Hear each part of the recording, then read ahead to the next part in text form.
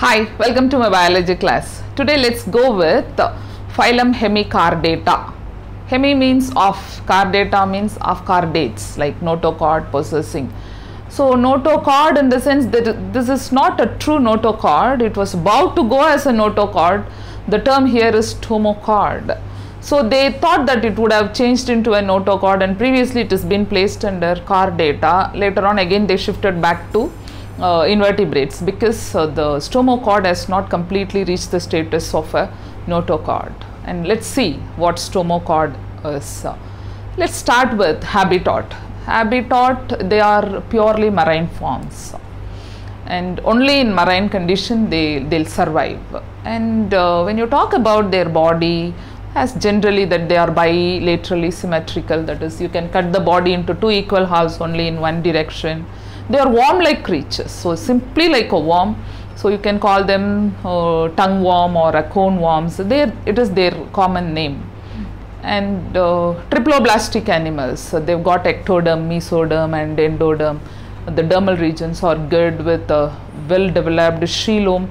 So the coelom is covered, filled with the coelomic fluid, and they are deuterostomic.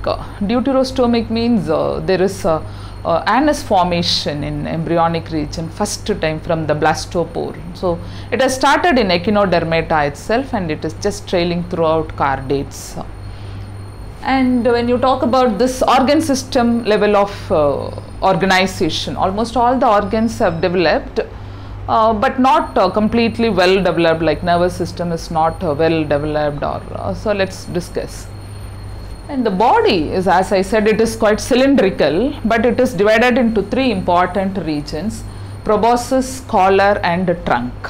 Proboscis considered to be a head kind, and collar in future it has turned to be a neck kind, and here the trunk. Trunk is not quite distinct with thorax and abdomen. It is just a elongated trunk, but the visceral organs have been placed here. And stomochord, as I said, that it is embryonic gut origin. It has not turned to be a notochord. It is somewhat hollow. Later on, this has just clubbed with an alimentary canal, and it was just trailing with an alimentary canal. So there was not a separate notochord formation. But the origin for the notochord is just initiated here. And future, people may consider, the scientists may consider, because of this clumping with the alimentary, it is called a diverticulum, buccal diverticulum. With the help of this, the animal might move. It's not a complete conclusion. Still, they feel that the animal may locomote because of this buccal diverticulum. And when you talk about the digestive system, it is a complete digestive system with a good mouth and anus. The mouth, in the sense, it's not a straight tube from mouth to anus, and it has got a mouth, buccal cavity, pharynx, esophagus, intestine and anus. It goes like that. There is no any big reservoir kind of stomach. But it is a well developed digestive tract. Apart from that, it has got a digestive juices. There is a pharyngeal gland secretes enzymes, and hepatic chicae is present in this region, hepatic region. And this takes care of hepatic, like a liver. This takes care of fat digestion, and the pharyngeal glands will take care of the carbohydrate. Salivary amylase is released. So in that way it is advanced with the digestive glands as well as a well developed digestive tract. And when you talk about their respiration with the help of gill slits, but the gill slits, well developed gill slits, are present in dorsal side. Usually for the chordate it will be on lateral side. Here it is placed on dorsal side, and they take the oxygen from water and release carbon dioxide. And several pairs of gill slits in this region, in the initial region of trunk. And about circulation also, you cannot say it is fully closed or fully open blood vascular system.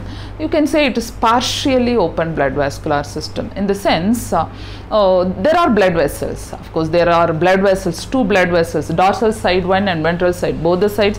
The blood vessels are running throughout the body.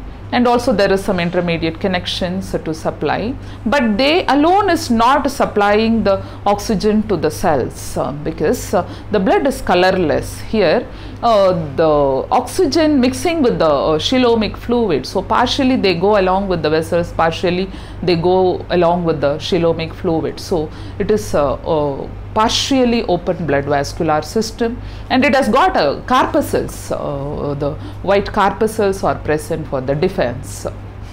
And when you talk about their excretory system again it has got a single glomerulus and it is present in the proboscis region, so it's called as a proboscis gland.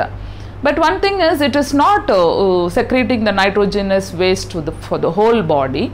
Everything is collected into the coelomic fluid, mixed into that, and then going collected there from the proboscis. There is a proboscis pore is there. Through the single pore, the unwanted nitrogenous metabolic wastes have been removed. So in that way, again it is a bit advanced than the previous categories. And when you come down to the nervous system is poor. Though it is present in the fag end of the invertebrate, it is very poorly developed, but it has got cords, nerve cords in the sense they have got a dorsal midline and ventral midline, not exactly in the dorsal and ventral, it is in the midline, it is just running, and especially this dorsal nerve cord is just collected on the top like a tubular cord in the collar region. And from there some branches would be going on, but it is poor, very poorly developed. There is no brain kind present here. The sense organs are not there, that's also very poor, and they don't have any chemosensitive cells and other things, but they've got photoreceptors that is present. With the help of that they are capable of finding out the day and night, so the dark and the bright light and the dim light they were able to sense with the help of photoreceptor cells. But still, on the whole, the nervous system is a bit very primitive too. And reproduction, as usual, they are mostly unisexual, sometimes they are bisexual, and fertilization is external fertilization, and they develop directly or indirectly, in both the way they go. And in case if they go with an indirect development, they go with the very famous Tornaria larva, and that's it about, because they just live in the rocky crevices and just under the bottom of the rock and just below the soil surfaces in the marine environment, and very lethargic too. The animal is very lethargic, and the study is very limited about this hemichordata. So if you have any doubt, you please put it in the comment section, we'll discuss further. Please subscribe and share. Thank you.